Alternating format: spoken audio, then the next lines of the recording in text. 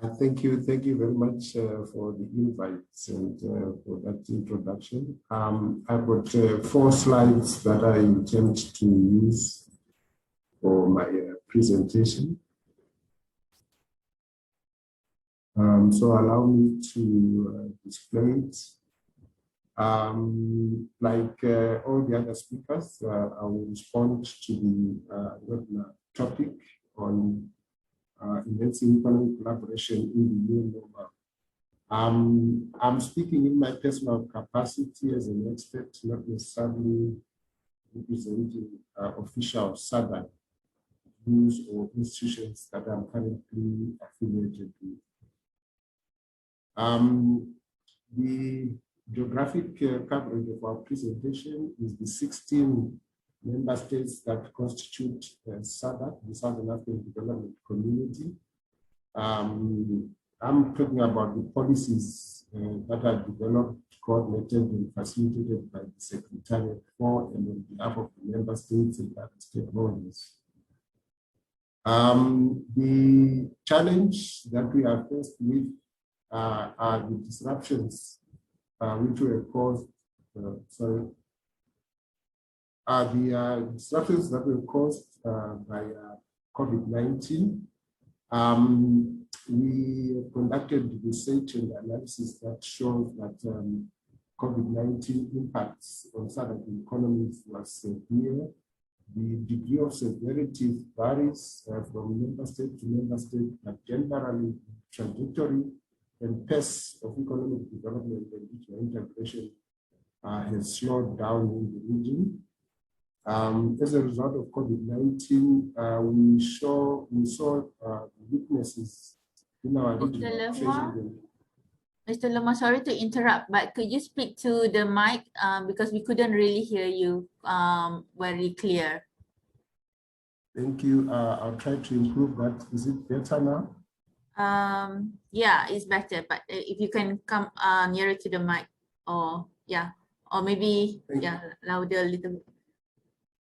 Thank you. COVID-19 exposed weaknesses in regional trade and transport facilitation. My colleagues, especially the last speaker, demonstrated and illustrated those impacts. It also tested the political will and commitment of member states to regional integration. We are happy to report that the political will and cooperation between and among member states remains strong, notwithstanding the challenges of COVID-19. COVID-19 also confirmed how our economies and communities are interconnected and interdependent, and that provides a basis for us moving forward in the so-called new normal to continue with our collaboration. COVID-19 also showed where our trade and transport networks are vulnerable and broken. There were dramatic pictures of blocked, congested ports, border posts across the region, empty airports, and all of those images, stories, and impacts have now demonstrated to us where our systems need to be strengthened. Finally, COVID-19 for someone in the trade and transport facilitation area demonstrated the central role of mobility and transport to societal, national, regional, and international development and integration. So there was a benefit, quote unquote, to COVID-19. If anyone ever doubted the importance and relevance of transport and mobility to society, to our economies, to regional, international development and integration, COVID-19 provided an opportunity to demonstrate that. So in the new normal, what then is required? We want to believe that in SADC, there's an opportunity in the implementation of the Regional Infrastructure Development Plan for the remaining period to 2027 to redesign, reprogram, and reconfigure and remodel new policies, laws, regulations, standards, and systems and frameworks to strengthen and accelerate regional integration and economic development. It's also fortuitous that the Regional Indicative Strategic Development Plan for SADC, the second one, will run from 2020 to 2030. We are right at the beginning, and that has given us an opportunity in the face of COVID-19 to also reimagine and redesign the future that we want to realize, given, as I said, the exposure of weaknesses in areas that need to be focused on during COVID-19. So that future we expect to be a future where systems, laws, regulations, and standards and institutions are interconnected and integrated. I shall proceed to give a few highlights of the areas where these reimagined, redesigned, and reconfigured future will be addressed. So moving forward, SADC has already started to implement programs on recovery, growth, and development. This is being done through, among others, accelerating the implementation of regional and continental integration frameworks, such as the SADC Free Trade Agreement, the Tripartite Transport and Transit Facilitation Program that seeks to harmonize and liberalize road transport between SADC, COMESA, and EAC member states, especially given that in this East and Southern African region, 80% of surface transport moves by road. There's also an opportunity for SADC, in collaboration with COMESA and the East African community, to implement the Tripartite Free Trade Agreement, which is now just waiting for 3 or 4 member states to sign and ratify before it comes into force. Just like the SADC Free Trade Agreement, the Tripartite FTA is a building block towards the achievement of the African Continental Free Trade Agreement, which, as we all know, was launched at the beginning of this year. In this future, we see the need to fast-track the implementation of smart corridors. Smart corridors being an enhancement of the current corridor strategy, but integrated and using ICT to enhance the implementation of regulations, the facilitation of movement of goods and passengers on those current corridors. And also this can be enforced by the implementation of integrated border management, one-stop border post projects, and single window programs. All of these based on ICT and digitalization in order to improve the efficiency of logistics and administration, but also to remove the human element in transactions. We also see increased focus on the domestication of the vehicle load management agreement that seeks to promote the road infrastructure so that we avoid those dramatic pictures that Eric was sharing.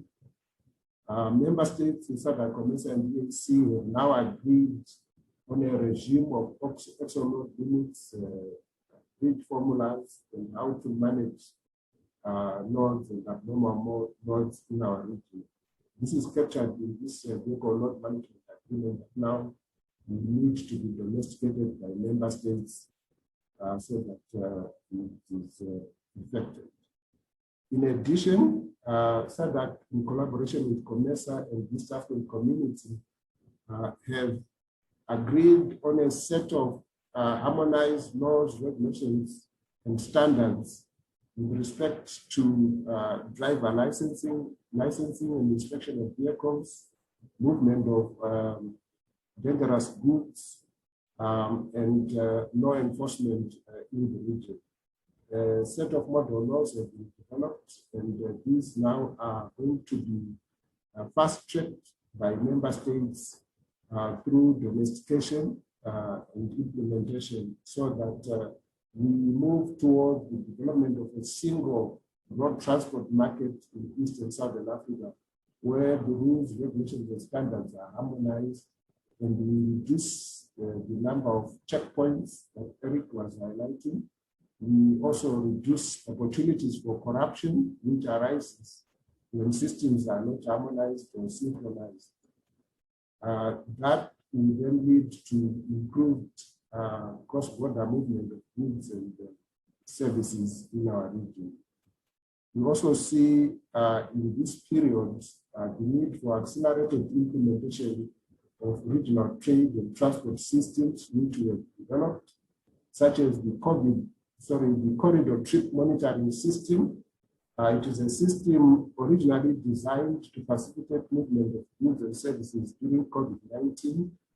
We've now expanded by developing modules that will interface the driver vehicle modules developed for COVID, and interfacing this with customs, immigration, and public health officials systems, especially now that the region is also participating with Africa CDC on the adoption and development of a vaccination certificate, or so-called passport, in order to facilitate movement, not just of drivers, but of any persons in the COVID era. In addition to the foregoing, we also see SADC developing and implementing regional digital transport policies and programs, in addition to introducing a green transport initiative, so that we respond in the area of transport to issues and concerns in climate change. The SADC transport protocol is more than 30 years now. A number of economic, technological, ICT developments have now overtaken the original provisions of that protocol. Now there's a requirement of updating the provisions, filling gaps that were existing in that protocol, but also gearing the protocol to the COVID or post-COVID period.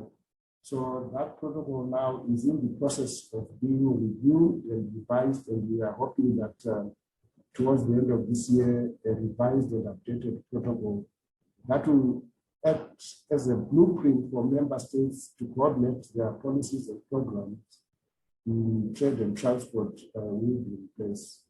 Then finally, COVID-19 demonstrated the need for regional cooperation, which cooperation can only effectively take place if we have got strong national institutions and regional institutions that we can collaborate effectively together. We have got evidence to demonstrate that corridors such as the world displaying Dola, Lubumbashi, and all those corridors feeding into the Port of Gold Bay, coordinated by WBCG, performed better than other corridors in the region, principally, among other reasons, because of the existence of specific tailor-made institutions such as the WBCG, and we acknowledge the role that the government of Namibia and its stakeholders have played in ensuring the sustainable work that these institutions have been carrying out. So that's the key highlights and the major thrusts and initiatives that we foresee in this period. This ends my summary presentation. I'm open for questions and discussions. I realize, of course, that given the limited time, I'm not able to go into greater detail. I thank you for the opportunity.